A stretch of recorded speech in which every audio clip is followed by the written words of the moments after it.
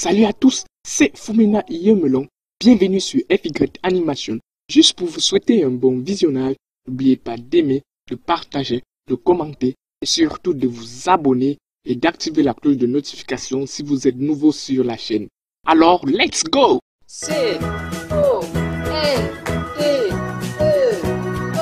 11 A-F-R-I-C-A-I-N Code africain.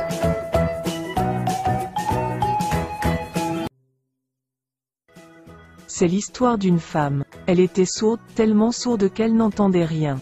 Tous les matins elle portait son enfant sur son dos et elle se rendait à son champ. Elle avait un immense champ d'arachides. Et un matin qu'elle était là, tranquillement à travailler dans son champ, arrive un monsieur. Un monsieur tellement sourd qu'il n'entendait rien. Et ce monsieur cherchait ses moutons. Écoutez bien. Il s'adressa à la dame, « Madame, je cherche mes moutons, leurs traces m'ont conduit jusqu'à votre champ. Est-ce que vous ne pourriez pas m'aider à les retrouver? D'ailleurs, on les reconnaît bien mes moutons, parmi eux, il y a un mouton blessé. Madame, si vous m'aidez à retrouver mes moutons, je vous donnerai ce mouton blessé, vous pourrez toujours vous en servir. Mon champ s'arrête là-bas. Mais elle, n'ayant rien entendu, rien compris, elle a pensé que ce monsieur lui demandait juste jusqu'où son champ s'arrêtait. Elle se retourna pour lui dire, mon champ s'arrête là-bas. Le monsieur a suivi la direction indiquée par la dame et par un curieux hasard il trouva ses moutons en train de brouter tranquillement derrière un buisson. Tout content il les rassembla et est venu remettre à la dame le mouton blessé. Mais celle-ci, n'ayant rien entendu, rien compris, elle a pensé que ce monsieur l'accusait d'avoir blessé son mouton. Alors elle s'est fâchée, monsieur, je n'ai pas blessé votre mouton. Allez accuser qui vous voulez mais pas moi. D'ailleurs des moutons, je n'en ai jamais vu. Le monsieur quand il a vu que la femme se fâchait, il a pensé que cette femme ne voulait pas de ce mouton mais qu'elle voulait d'un mouton plus gros. Et à son tour, il se fâcha, Madame, c'est ce mouton que je vous ai promis. Il n'est pas du tout question que je vous donne le plus gros de mes moutons. Tous les deux ils se fâchèrent à un tel point qu'ils finirent par arriver au tribunal. Et le tribunal dans cette Afrique d'il y a longtemps, cela se passait sur la place du village, à l'ombre d'un grand arbre, l'arbre à palabres le plus souvent un baobab. Et le juge, lui qui était en même temps le chef du village, il était là entouré de tous ces gens qu'on appelle les notables. La dame et le monsieur sont arrivés tout en continuant leur querelle. Et après les salutations c'est elle qui parla la première, ce monsieur m'a trouvé dans mon champ, il m'a demandé jusqu'où mon champ s'arrêtait. Je lui ai montré et j'ai repris mon travail. Ce monsieur est parti et quelques instants après il est revenu avec un mouton blessé m'accusant de l'avoir blessé.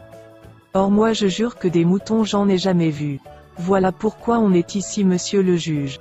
C'était au tour du monsieur, je cherchais mes moutons, dit-il, et leurs traces m'ont conduit jusqu'au champ de cette dame.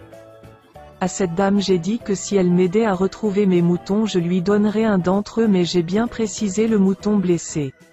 Elle m'a montré mes moutons, c'est ce mouton blessé que je lui ai donné.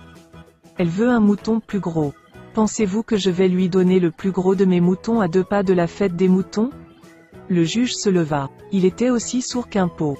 Et quand il a vu l'enfant sur le dos de sa mère il a pensé qu'il ne s'agissait là que d'une petite querelle de ménage. Alors il s'adressa au monsieur, Monsieur, cet enfant est votre enfant. Regardez d'ailleurs comment il vous ressemble. À ce qu'il me semble vous êtes un mauvais mari. Et vous madame, des petits problèmes comme cela. Ce n'est pas la peine de venir jusqu'ici étaler ça devant tout le monde. Rentrez chez vous, je souhaite que vous vous réconciliez. Ayant entendu ce jugement, tout le monde éclata de rire. Et le rire contamine le juge, la dame et le monsieur.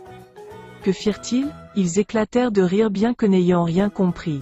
Et c'est à partir de là que le comte pose sa question, le comte voudrait savoir, lequel de ces trois est le plus sourd? La leçon il vaut mieux ne pas se dépêcher de donner une réponse.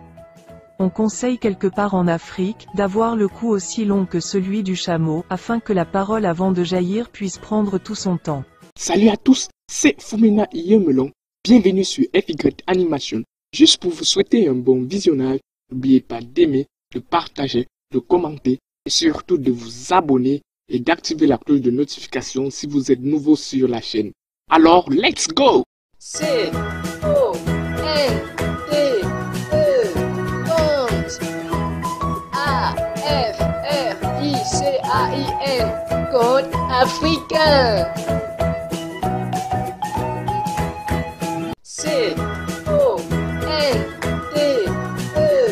Compte. A-F-R-I-C-A-I-N. Code africain. L'avare qui ne voulait rien donner. Il était une fois un homme très riche. Il était sans doute l'homme le plus riche de son village. Il était également l'homme le plus avare à telle enseigne qu'on le surnommait Mbibizo, signifiant l'homme avare. Mbibizo était unique par son caractère avare. Il n'avait ni de femme ni d'employé. Il exécutait lui-même tous les travaux domestiques et il était fier de ne rien dépenser. Un jour, dans l'accomplissement de ses travaux, Mbibizo alla puiser de l'eau dans le puits qui se remplissait tous les 9 heures. Il tomba dans ce puits en moins d'une minute de son remplissement. Mbibizo poussa un cri d'appel au secours très violent. « À l'aide, à l'aide! Le puits va bientôt se remplir et je vais me noyer. À l'aide !» hurla-t-il. Aussitôt, son voisin le plus proche accourut et lui tendit la main en s'exclamant « Mbibizo, donne-moi ta main que je te sorte du puits. » Mais Mbibizo détestait donner quoi que ce soit et c'est avec retard qu'il finit par tendre sa main. 9 heures arriva. Ce long temps de réaction lui fut fatal. Sans doute aurait-il survécu si son voisin lui avait dit « Prends ma main ». Les sages du village retinrent que ce fut l'avarice qui finit par tuer le riche Mbibizo. Morale de l'histoire, les amis, il ne faut pas seulement chercher à recevoir des autres, cherchez aussi à donner aux autres. Ne faites pas comme le riche Mbibizo qui finit par être tué par l'avarice. Merci.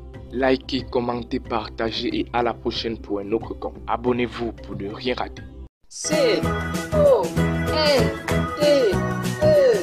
Compte. A-F-R-I-C-A-I-N. Code africain.